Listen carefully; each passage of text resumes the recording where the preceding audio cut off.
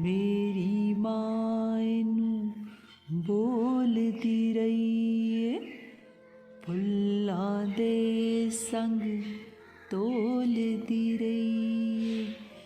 मेरी माँ नू बोलदी रहिए, फुल्लां दे संग तोलदी रहिए। मोतियां वर्गे अखर दे तस्बीह वांगू रोलदी रहिए। लाला दाए ढेर पंजाबी, क्यों ना बोलना फेर पंजाबी।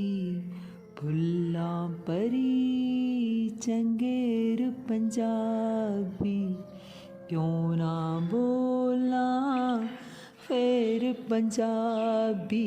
दस क्यों ना बोलना फेर पंजाबी, क्यों ना बोलना फेर पंजाबी, फेर पंजाबी।